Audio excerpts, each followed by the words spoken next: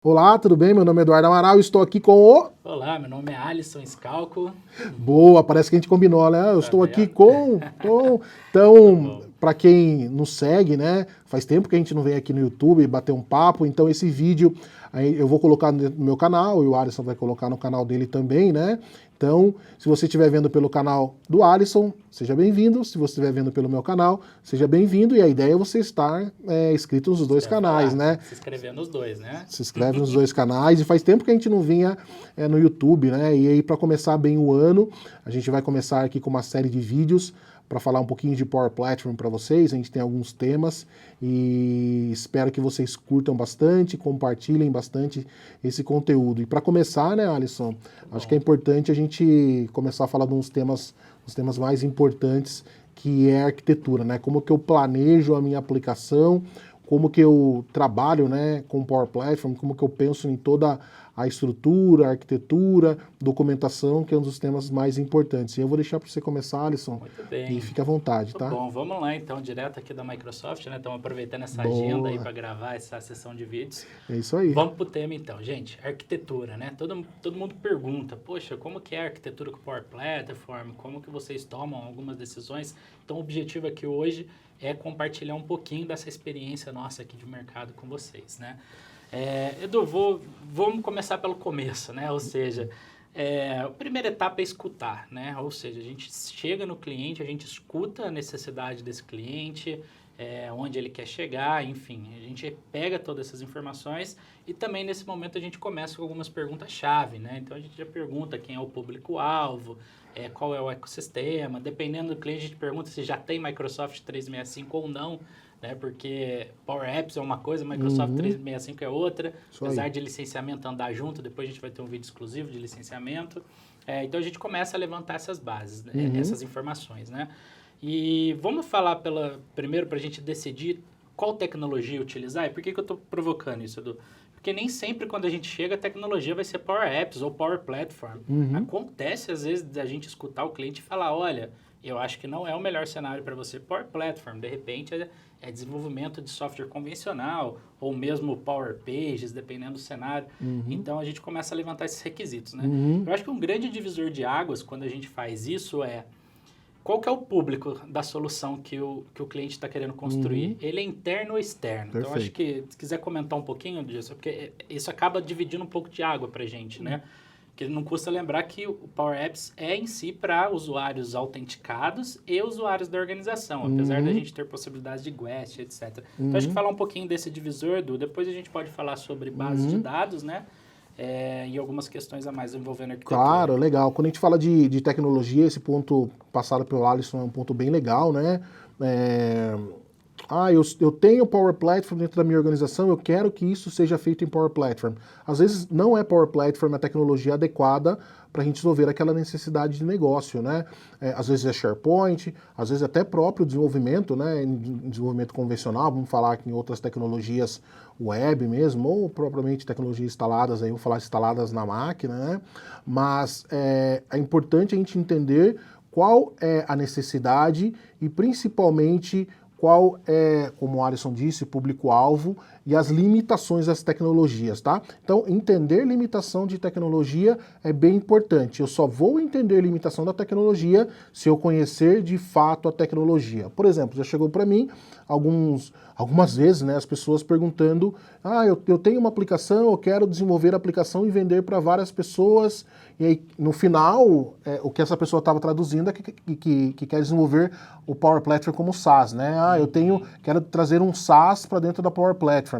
Eu tenho vários clientes, eu quero que todos esses clientes acessem o meu ambiente com o próprio conteúdo deles, desenvolvendo em Power Apps, Canvas, por exemplo. É para fazer isso? Não é para Não fazer é para isso, fazer né? Não é isso. para fazer isso. Dá para fazer? Dá para fazer, mas não. Com a Power Platform dá para fazer? Dá para fazer. Com Power Pages, né? Com Power Pages é a tecnologia para se fazer isso, né? Para trazer pessoas de fora da organização para dentro da minha organização para fazer parte de todo aquele processo. Eu gosto de dizer, um exemplo, um portal de fornecedores, né? Aí sim você faz dentro do Power Pages, dentro da Power Platform, mas obviamente não é o contexto de Canvas que a gente está falando aqui, tá? Exatamente. E aí outro ponto, acho que importante também, né, Alisson, Se eu estiver fugindo, fale aí, tá? É a questão da volumetria, né? Então, além de entender a tecnologia, a gente tem que entender a volumetria, porque volumetria ela impacta diretamente na questão de banco de dados, né? Não somente a volumetria, mas risco, né?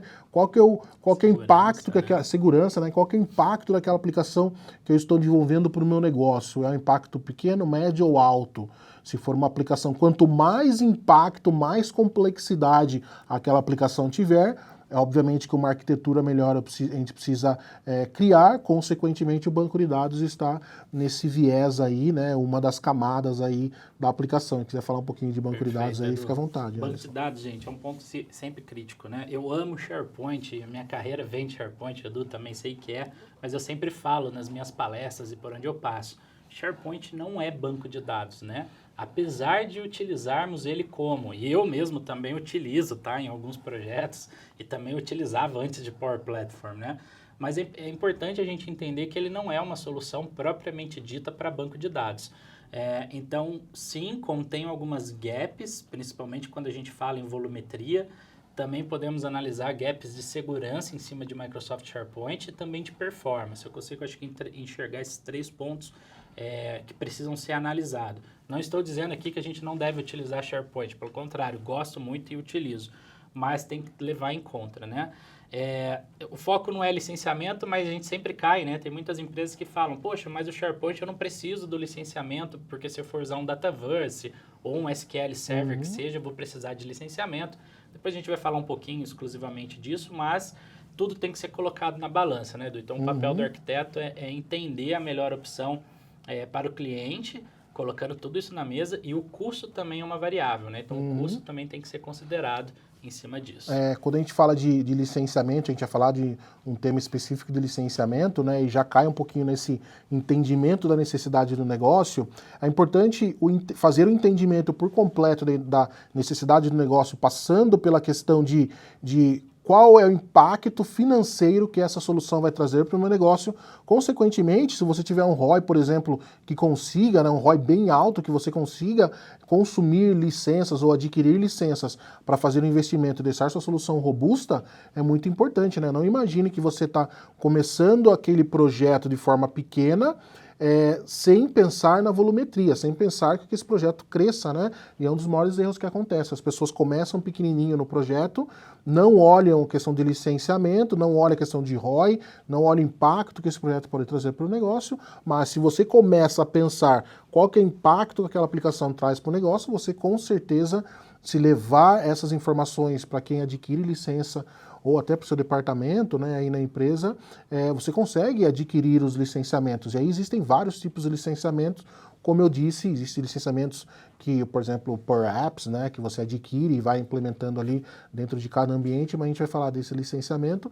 Então, começar da forma correta é a melhor alternativa quando a gente vai fazer o desenvolvimento de soluções, né? Se quiser falar mais alguma coisinha sobre isso, bom, né? Gente, para encerrar então esse assunto de arquitetura, eu acho que é isso, né? Apesar de tecnologia ser uma ciência exata, eu brinco, a arquitetura nem sempre é uma ciência exata, porque é difícil chegar aqui e afirmar que o melhor caminho é Dataverse. Depende, gente. O melhor caminho vai depender das variáveis que nós vamos coletar e tomar a melhor decisão com base em vários critérios. Né? Então, de repente, para um cliente, a melhor solução é o Dataverse, para outro sim o SharePoint, vai atender perfeitamente e vamos conseguir seguir vida.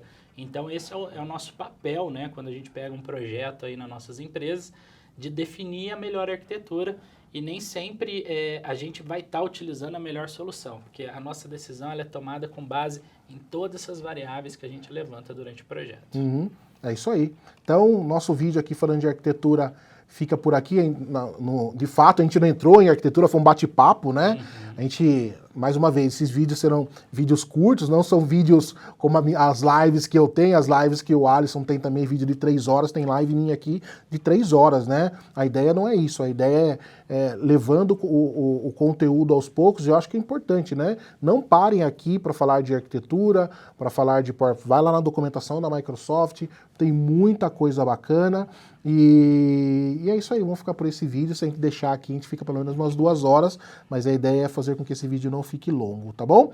Então, Como eu sempre digo, acho que o Alisson vai falar o dele também, o bordão dele, não sei se ele tem, mas o meu é até mais e fui! Foi, gente, até mais.